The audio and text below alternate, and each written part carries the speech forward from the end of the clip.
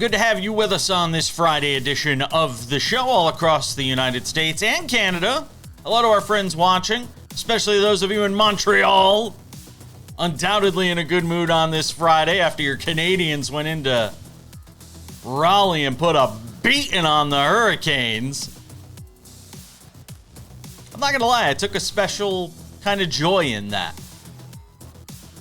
Because the Hurricanes are my beloved Hartford Whalers, who Peter Karmanos took out of Hartford and moved to North Carolina, and I've never forgiven him, and I can never root for that organization. As a result, it ruined my love for hockey.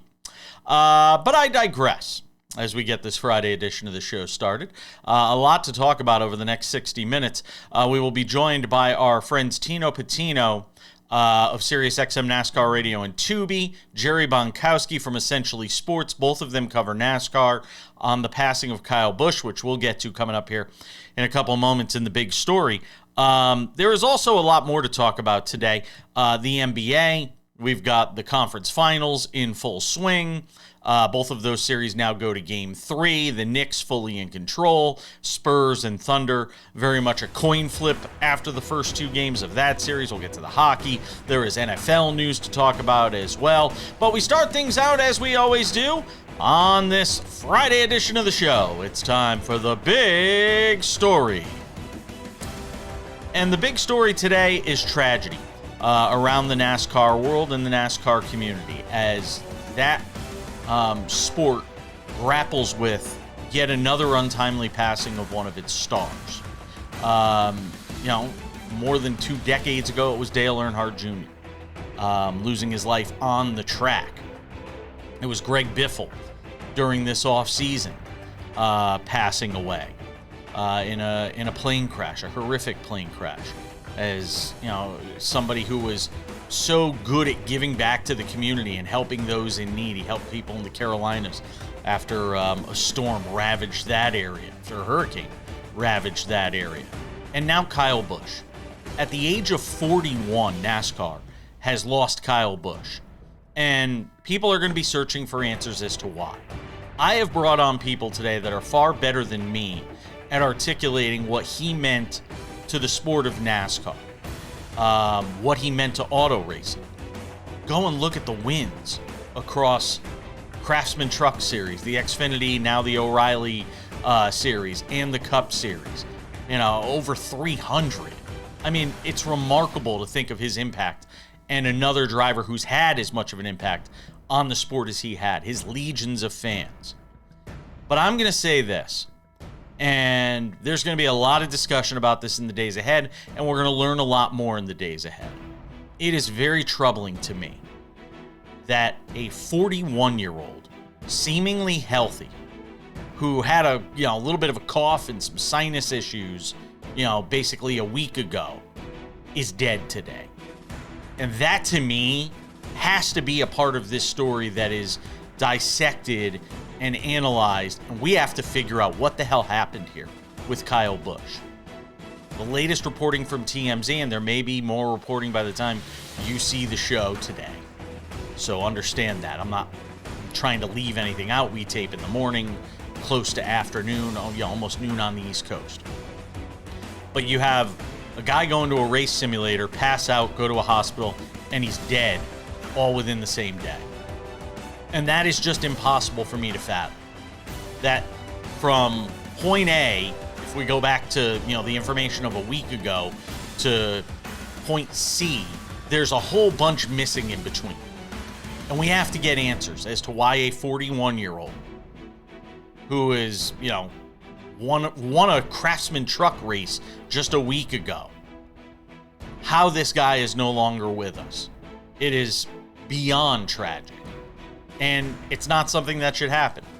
And we got to get to the bottom of why it happened. And we will obviously continue to report on it as we get more information in the days ahead. Jerry Bonkowski will join me coming up in about 7 minutes to talk about the passing of Kyle Busch as somebody who is a historian of the sport. And then Tino Pattigno will join us a little later on in the show. Rest in peace, Kyle Busch. May his memory be a blessing. Our thoughts and prayers go out to him, the entire NASCAR family, his extended family as well. Big story number 2 on the court. The Cavaliers, look, could any of us be surprised? Hello to our friends watching on Rock Nation Sports and Entertainment, Rock Sports and Entertainment Network in Ohio. Could any of us be surprised that the Cavaliers have rolled over and died after the way they lost Game 1 against the Knicks? Could any of us be surprised? And let's keep in mind that this is a team that has James Harden on it.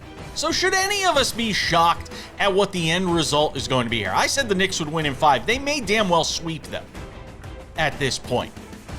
And as much as I want to make this about the Knicks, I can't. Because it cannot be overstated just how disappointing this Cavaliers effort has been in this series through the first 2 games. And yes, I'm including Game 1 when they were great for 42 minutes and then forgot that an NBA game is 48 minutes, and in that case, even a little longer than that, 53 minutes, because they needed overtime to find a winner. How does Evan Mobley get no shots in the second half of that game? Josh Hart, who who really struggled in Game 1, Mike Brown had to pull him off the court at key stretches of that game. He had been struggling with his shot, comes out and plays his best game of this postseason. And the Knicks go on to get a victory in Game 2 in blowout fashion. And now, whether that series ends in 4, whether it ends in 5, who knows, maybe it makes it to 6, you know it's going to end. And I want you to let this sink in for a second here, because we've made this about the Cavaliers here for a minute. The New York Knicks are going to have a chance to win an NBA championship. Remember, they won the NBA Cup this year. They don't want to put a banner up or anything like that. James Dolan said the team wasn't going to do that, and I'm okay with that. But the New York Knicks, you want something that is galvanizing for the NBA, galvanizing for basketball. The New York Knicks are going to be playing for an NBA championship for the first time, 25 years plus? 30 years? 25, roughly. Lost to the Spurs in the finals. Patrick Ewing was hurt. They might have won a championship that year. I know I'm still sour about it. We'll talk about the passing of Kyle Busch with Jerry Bonkowski next.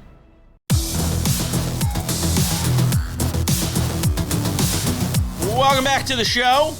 I've had my say in the big story on a just unthinkably tragic day for the sports world, the NASCAR community, the auto racing world in general. I can think of no better person to lean on for expertise and perspective on a day like this than Jerry Bonkowski, who does a terrific job with Essentially Sports, NASCAR and auto racing columnist. I consider him a historian of the sport, and somebody whose perspective I really value on a day like this. I wish we were talking on better terms. Let's just get to the nuts and bolts of this first. You know, the latest reporting TMZ had this morning is that he passed out in a simulator before being rushed to the hospital. The thing about this is, and I want to talk about his career and his life because that's what a lot of people want to remember. There's no way a seemingly healthy 41-year-old goes from having a little cough and some sinus issues the last time he was racing to passing out in a simulator to dead in a matter of days. So there's either a component of this that is not yet being reported or told, or we just don't know and the family doesn't know and they're going to find this out post-mortem. This whole thing is just crazy, Jerry. It really is. And, I don't want to make this sound about me, but I was in a very similar situation as Kyle was I had one of the worst sinus infections I've ever had 3 weeks ago, right around the same time he had it. And I wound up going to the doctor, got all kinds of meds, and they even talked about putting me in the hospital. They eventually didn't. Now I'm okay, except for my voice is still a little bit raw. But it scared the crap out of me when I heard that this was potentially a sinus-related issue. We don't know, like you said, yet. We will know eventually, but it just hits so close to home. I was very fortunate in being friendly with Kyle. I'll never forget, and I wrote about this in Essentially Sports, my column that came up today. One of the most heartbreaking, heart-wrenching times I've ever had with an athlete was the day after Rick Hendrick announced Dale Earnhardt Jr. was coming to Hendrick Motorsports in 2008. The day after, we had a press luncheon in Chicago. Kyle was there. It was myself and two other reporters, and he was just unbelievably sad. He wanted to cry, and he said, "I don't know what my future is. I don't, And this was before Joe Gibbs. The whole signing there, and I've never seen an athlete that sorrowful and not know about his future. And it was the first thing I thought of when I heard the sad news yesterday. It's just unbelievable, unbelievable. Yeah, it really is. And I mean, the poignant words, and we played it in the big story of him winning the Craftsman truck race. On the 15th, or I think it was just a week ago, and saying after the race why he appreciates it so much because you never know when it's your last. And that just hits so hard right now. I'm trying to hold it together. When you see something like this, and all of these guys, when you get in the car, you think the thing that could take your life is driving 170 miles an hour, side by side with other vehicles. You don't think it's going to be, some sort of sinus situation or whatever we're going to find out eventually that took his life. And it just goes to, we talked about this recently when there was another passing in the sport of just how snake-bitten this sport feels like it is. Of its stars and treasured, athletes of this sport losing their lives far too early, Jerry. And losing them not on the racetrack. Like you said, you didn't. If you kind of anticipate a driver passing, it's on a racetrack as opposed to something off the racetrack. And we saw that with Greg Biffle almost 6 months ago, and we saw that obviously with Kyle yesterday. And it just like Kyle said, you never know when it's going to be your last one, and that goes for your last race, your last win, and your last day on Earth. Is this generation's Dale Earnhardt Jr. in terms of the significance of this passing? Unquestionably. In fact, a lot of people say, well, he wasn't as good as Richard Petty. No, I wouldn't exactly agree with that because he's got more wins. Of course, they're over 3 different series as opposed to just one series. Some people say he wasn't as good as Dale Earnhardt. I would disagree with that as well, too. I think that Kyle was most definitely our Richard Petty. He was our Dale Earnhardt. He was our Jeff Gordon. I mean, he was just an incredible individual. Yeah, he had a bad rep. He was, he liked to wear the black hat, so to speak. But that's what Dale Earnhardt did. And Kyle and I talked many times about how people compared him with Earnhardt. And he actually embraced that idea. He liked being the villain. He liked being the bad guy. But as he got older, as he got married, as he started having kids, he turned out to be really a heck of a nice guy, as much like his brother Kurt. Although Kurt obviously does not have any children, but very similar. Kurt was very hard around the edges early on in his career, and he became one of the nicest people there is out there. Same thing with Kyle. How will NASCAR rally around his family in a moment like this? That's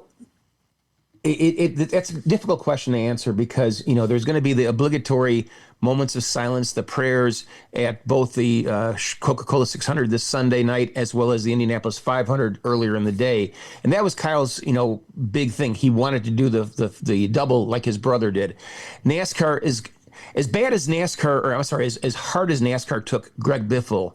I think NASCAR is going to take this so much more difficult and so much more harder because he was an active driver. He was the first active, and I saw this stat this morning, first active driver to pass since Dale Earnhardt.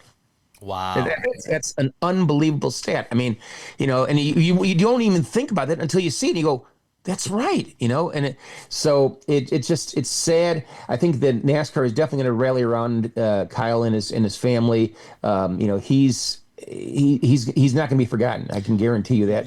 And it's sad that people were talking to him the other day about when they announced the NASCAR Hall of Fame for next next January they're going to induct him. People were saying, well, why wasn't Greg Biffle inducted posthumously and skipped over the eligibility rules? Well, people are going to start saying that about Kyle Busch as well too. But I can guarantee you, not next year in 28, or 27 rather, but in 28, you're going to see both of them inducted posthumously. Yeah, and I think you need that sort of period of time to sort of let this breathe. I know emotionally it sounds great to say, oh, just put him in now, but I think it's okay to let it breathe a little bit, Jerry. I agree with you. And although when Biffle passed, and I knew Biffle quite well. Yeah, I remember you saying. And I wrote that must the same day. I think I wrote that he should have been, a mandatory induction in the Hall of Fame, regardless of the rules.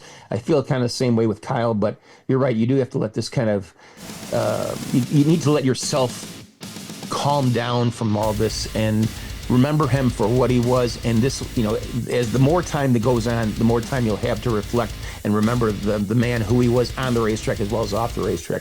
Jerry Bonkowski wrote a great piece over on Essentially Sports. I'd encourage everybody to check it out. We'll also link to it on the YouTube channel as well, so people can check it out there. Jerry, a sad day for NASCAR. All my best, my friend. We'll talk to you next week. Thank you, Jason. Take care.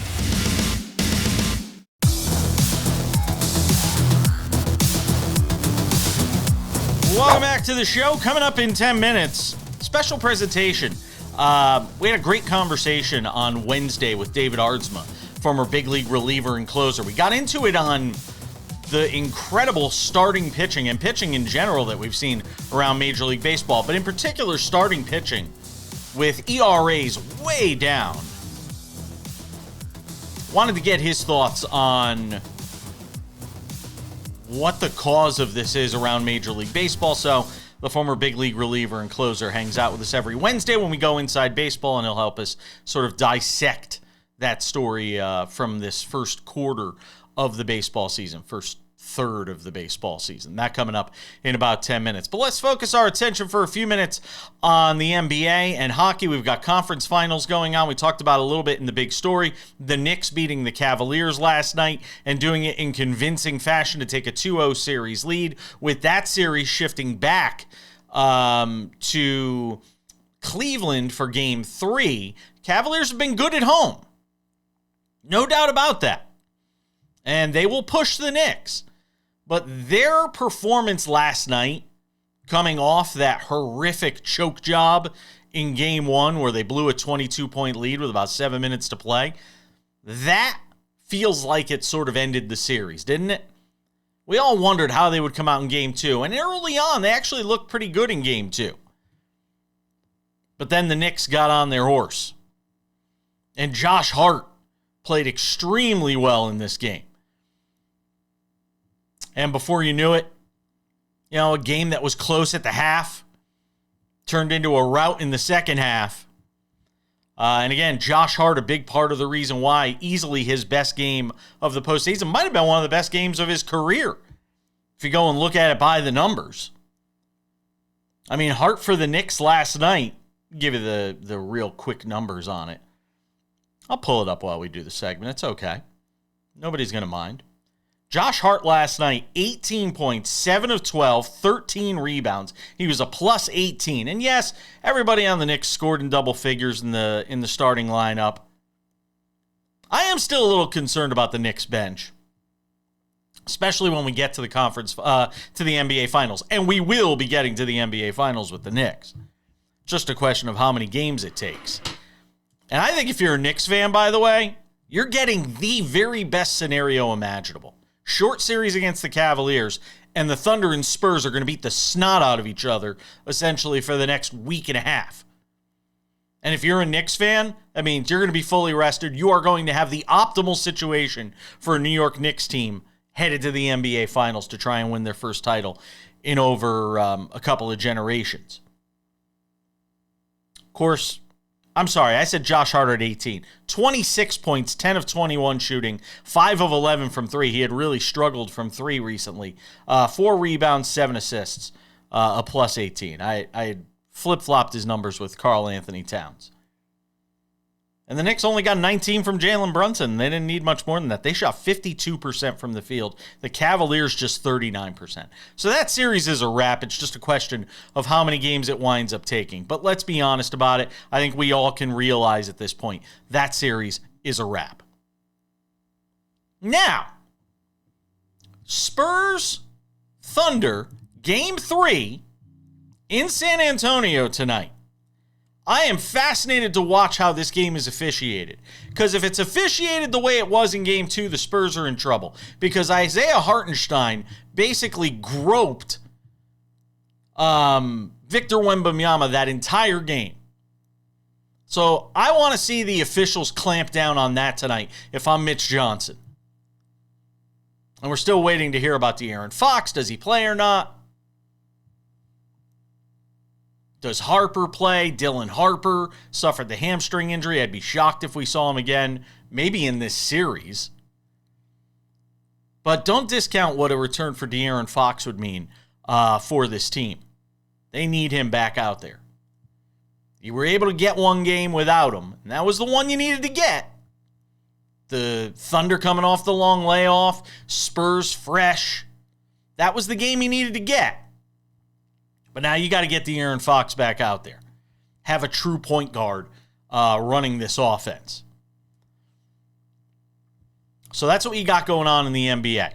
Over in the NHL, hats off to the Montreal Canadiens. They scored 4 first-period goals last night in Raleigh en route to a 6-2 rout of the Carolina Hurricanes, who have looked as close to unbeatable as you will see in a Stanley Cup playoff situation. And look, we talked about it with Dennis Bernstein on the show yesterday. Was there the potential, not for a letdown, but a team that wasn't sharp in the early going, coming off the long layoff, that the Hurricanes had? And that's what you had. There's no other way to account for 4 first-period goals. The Canadiens just looked like the sharper team in game 1 of this series. And I expect the Hurricanes to bounce back in a big way. But much like Colorado tonight at home against the Golden Knights, this is a must-win coming up this weekend for Carolina. As good as they've been, you go down 2-0 in this best of 7, going back to Montreal, which will be up for grabs when they get back there on Sunday, I believe, is game 3 of that series. If not, it's Monday on Memorial Day. I mean, good luck, man, if Carolina doesn't get game 2. I expect they will get game 2. If I am Las Vegas tonight, and they're fairly decent underdogs tonight. I think the Avalanche are going at minus 188 tonight for game 2 of this series in Denver. If I am Colorado, as I said, a must-win for them. But if I am Las Vegas, you are playing with house money. You have no idea if Makar is going to play for Colorado, still dealing with this undisclosed injury. You have no idea if he's playing. If I am John Tortorella in this crew tonight, just roll the pucks out there on the ice and go have at it. You're playing with house money at this point. You already did what you came to do. You got game 1. All the pressure shifts to Colorado in game 2. Play loose. Play fast. You've got a golden opportunity right now, if you are Las Vegas, to put your foot on the throat, or in this case, your skate on the throat, which wouldn't be very comfortable. All right, don't do it. Don't put it there. Put your skate on their chest. We don't need to put the skate on the throat. But I love the position right now that Las Vegas is in going into game 2 tonight. How can you not? We'll recap it all on Monday's show. All right, we're coming back. My conversation with David Aardsma on pitching in Major League Baseball next.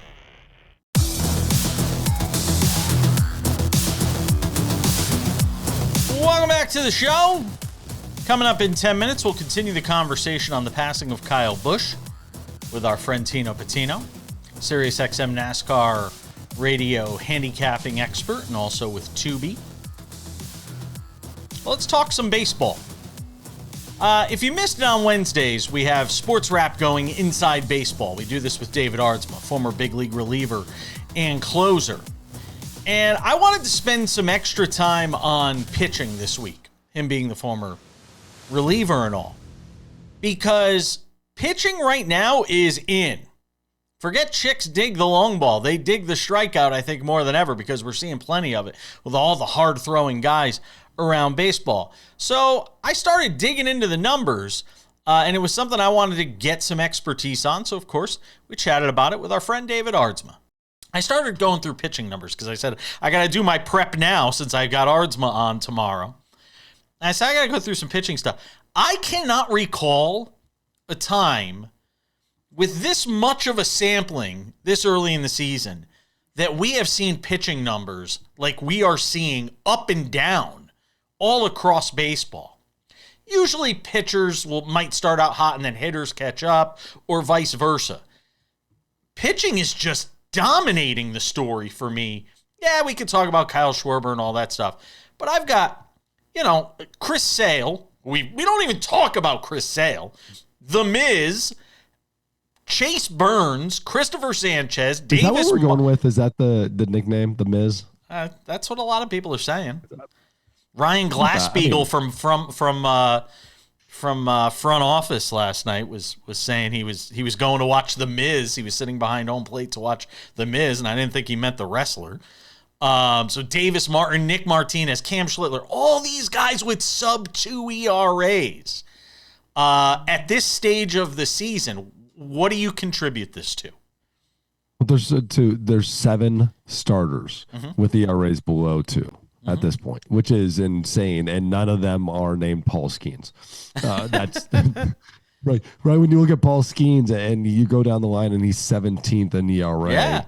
Yeah, there's something going on, and he's absolutely dealing. It's just the continual evolution of pitching and the understanding. A lot of hitters, and I went on record and said this. A lot of hitters think ABS are going to go in their direction. No, brother. Nope. So you do contribute some of this to ABS? I think what it is a hitter's completely misunderstanding of how good umpires actually are, because they complain and they think they get away with things. The umpires are actually calling it in the hitter's favor. And now when you move to the ABS and the hitters don't have that advantage, they don't get to whine and moan and get an umpire to change calls over time. The pitchers always had the advantage when you do that. The smaller you get the zone, the better the pitcher actually gets, because they get to work within the margins and they've never had to say anything. And so we're getting those calls where the hitters think the zone got smaller. No, the zone just got correct. Michael King is flourishing. I always thought he had the potential to be a good starter, even when he was with the Yankees, had some injury issues. Yeah. Let me start at the top, though, with Cam Schlittler here. I mean, would you be shocked at all if we got to the end of the year and he was the Cy Young Award winner in the American League? Is he that good? He's that good. But we also saw that, too. So this isn't a flash in the pan. This isn't like all of a sudden he's a guy out of nowhere. He had a sub-3 last year, and he was good. I get it. It was only 73 innings, but now you're seeing the same pitcher. You're seeing somebody who's going out there and doing the same type of thing. So, no, it is not going to surprise me. It's been remarkable. We all knew Chase Burns had this potential, in Cincinnati. Go look at the AL Central. The NL Central with Mizorowski, Chase Burns. We can go, obviously Paul Skeens that you could go through. The NL Central's got a lot of these guys. And again, we're not even talking about Skeens, who you mentioned at 2.62. Parker Messick, who almost threw the no-hitter. He's at 2.45. Do you think, though, as the weather warms, we get into the warmer months of summer, do you think that eventually there is some regression to the mean here? Without a doubt. And there always is. There's always a slight regression. That's where you see pitchers like a Mizorowski or a pitcher, again, we're still guessing on Mizorowski. It's really still so young on his career. But a guy like Paul Skeens or Chris Sale, where they know how to pitch through those hot summer months, the grind of pitching every single outing and going out there, facing hitters who are now adjusting to them. And that's the thing, is there's a lot of guys on this list that are still somewhat new to a list like this, and so we'll see how the hitters adjust over time. But it's not surprising with how pitching has evolved and how has changed that there are so many guys on this list. Is this an endorsement of the idea of velocity? When you look up and down this list and look at the pitchers on it, is this an endorsement of harder, and harder is the way to go, and teaching velocity and all of that is the way to go? Or is there something you can point to in this list that says, not so fastly, Harvey? Stuff. I would say this is stuff, and velocity is one factor in those type of things. It's late movement, command command of the zone with late movement, essentially. And so whether that's one pitch, 5 pitches, that's what this is an endorsement of. Velocity is a huge part to do with that, but we've always had velocity. I came up in the minor leagues, we had guys throwing 102. They just couldn't, they didn't have stuff. They couldn't throw strikes with it. So this whole list is basically of guys that have elite stuff, which means they can move the ball around, throw it hard where they want to, when they want to. That's always been the game. We're coming back. Tino Pattigno joins us to talk about the passing of Kyle Busch. What does it mean for the sport? And also, there is a NASCAR race scheduled for this weekend in Charlotte. All of that and more as Sports Wrap continues.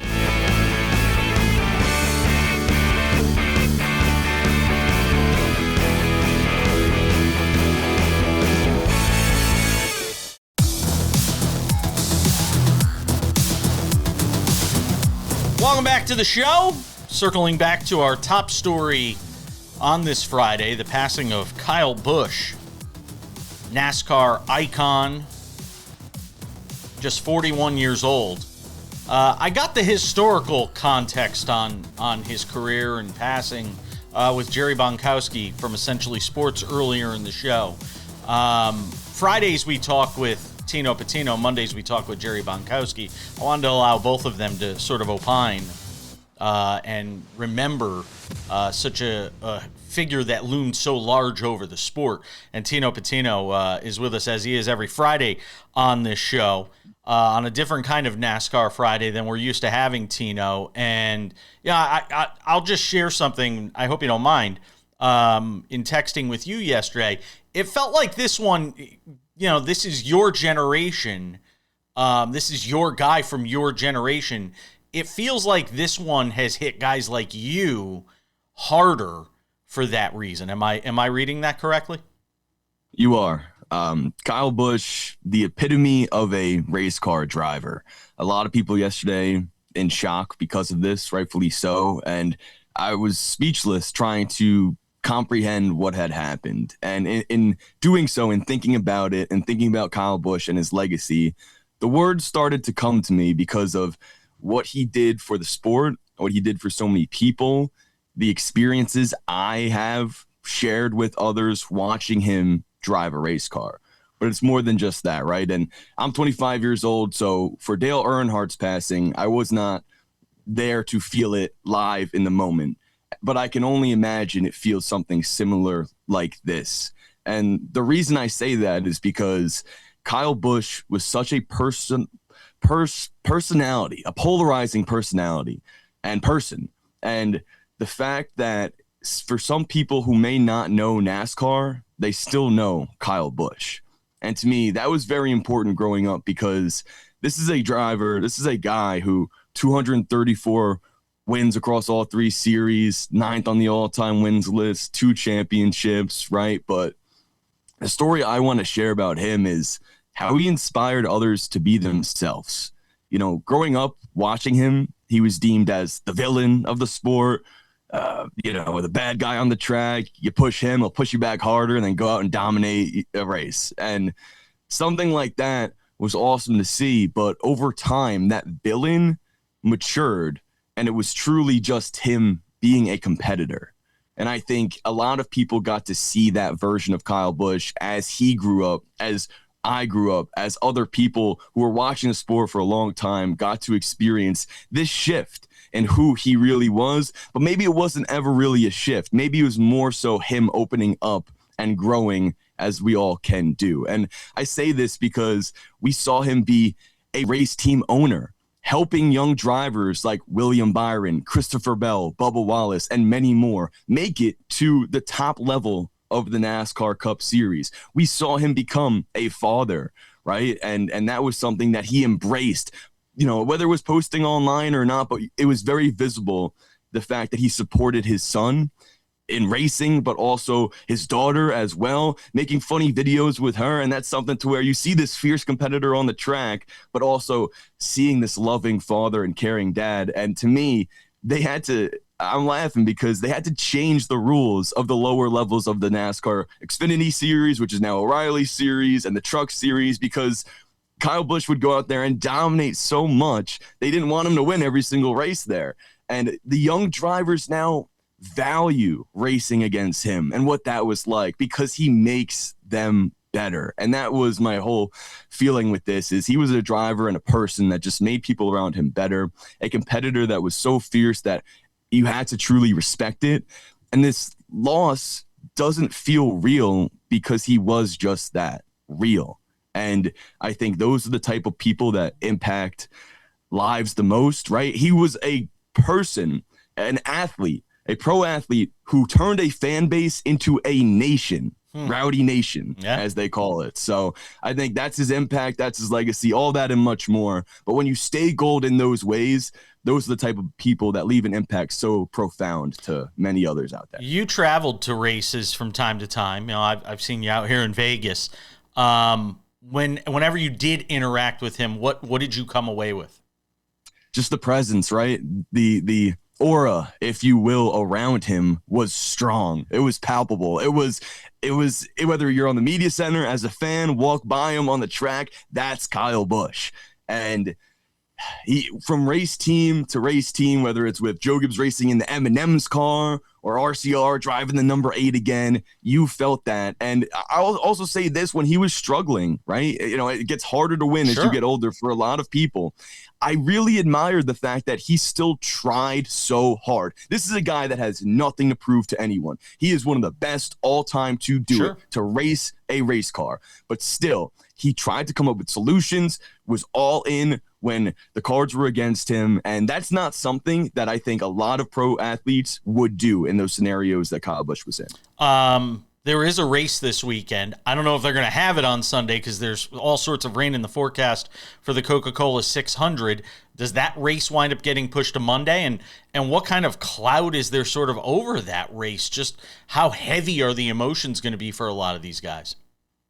The emotions are powerful for everyone in the sport right now, and even others. But this is a time that where NASCAR will go out there and they will race, just like they did after Dale Earnhardt's passing, just like they did in, after 9/11. This is a time to where our sport needs the sport. And Kyle Busch, unfortunately, it will never be the same with him not being there. Yeah. But guys like Denny Hamlin, guys like William Byron, any of the drivers out there can go have a strong race, put on a great show for the fans, because I know that's what Kyle would have wanted to do. Tino Pattigno does a great job. SiriusXM NASCAR Radio and on Tubi. Catch him this weekend as well. Thank you, my friend. Thank you.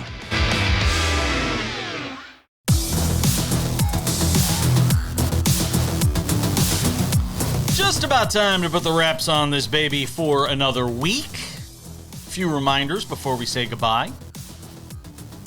SportsWrap Weekends. 30-minute recap of everything we talked about during the week. That's on many of these same affiliates. If not, check your local listing for time and schedule. Could be carried on a different station within your market. Could be on one of your sister stations. SportsWrap Weekends. SportsWrap with Jason Page, the podcast. The audio version of this show, Monday through Friday, available wherever you get your podcasts. Apple Podcasts, Spotify, YouTube, iHeartRadio, TuneIn, Odyssey, Amazon. Anywhere you get a podcast, you can listen to this show Monday through Friday, crystal clear audio, available early each afternoon. Go and subscribe to the podcast as well. We appreciate that. The Sports Wrap with Jason Page YouTube channel is the place to find all things, of course, Sports Wrap with Jason Page. The Monday through Friday TV version of the show, with all the commercials taken out of it, available Monday through Friday. Again, right here, if you're watching on the YouTube channel now, you can see it. If you're watching on TV, you want to watch it on the YouTube channel, you can do that as well. We appreciate it all the same. The Sports Wrap with Jason Page YouTube channel is the place for that. Extended conversations are there as well. Things that we don't have time for in the show. We run long. We only have an hour here each day. They go into that YouTube channel. Also, Sports Wrap Shorts available there. When news breaks, we jump in with Sports Wrap Shorts, 1 to 3 minute long vertical videos made for people on the go. Sports Wrap Shorts on the YouTube channel. Also available on our TikTok, Sports Wrap Jason Page, and on our Instagram, the same name right there. You could use it, Sports Wrap Jason Page, and you will find those Sports Wrap Shorts. And now, without any further delay on this Friday edition of the show, for the final time this week, time for some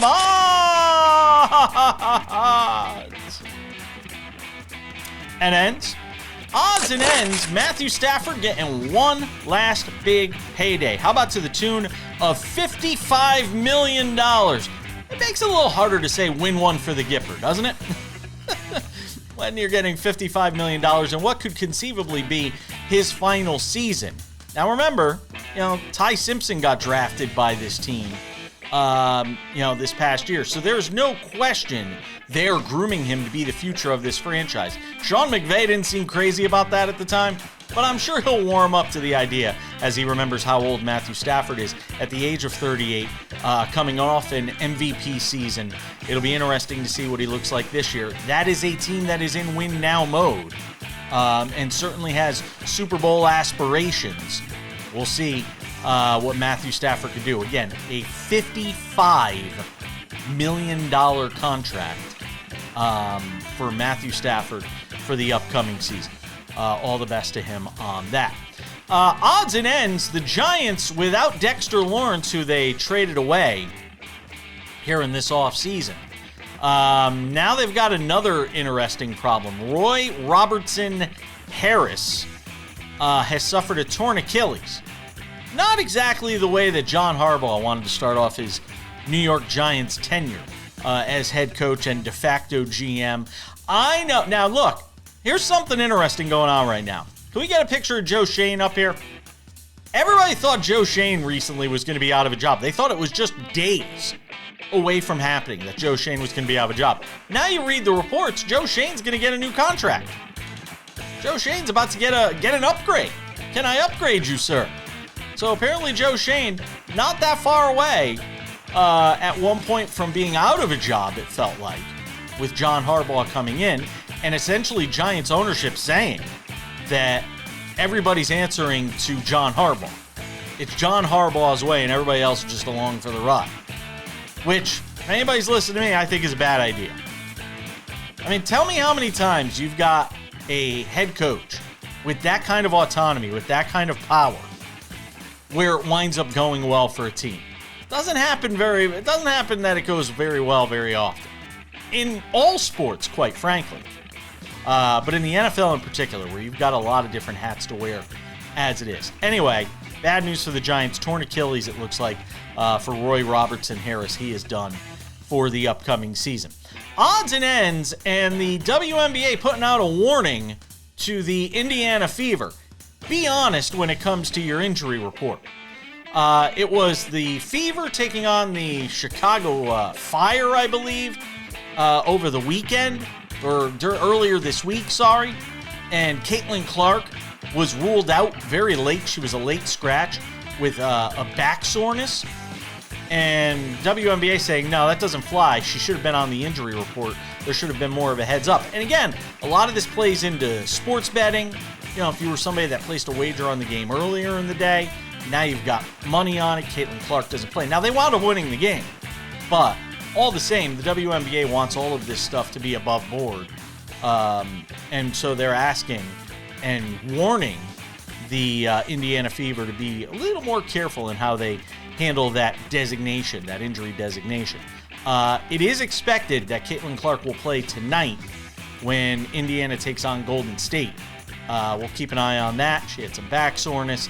Again, a lot of eyes on her this season as to how many games will she miss this time around. She's already missed one here in the early going for a Fever team that is expected to compete for a WNBA championship. And that is going to wrap it up for us on this Friday edition of the show. Thank you to Jerry Bonkowski for jumping on with us. He usually joins us on Monday to talk about Kyle Busch's passing. Thank you as well to Tino Pattigno from SiriusXM NASCAR Radio and Tubi. Also David Aardsma, who we had on this week to talk about the great pitching all around Major League Baseball. Thanks to Sam Yarnell for joining me throughout the week as well, and you for watching. I'm Jason Page. That does it for Sports Wrap. We'll see you this weekend or back here on Monday for an all-new edition of Sports Wrap. Bye-bye.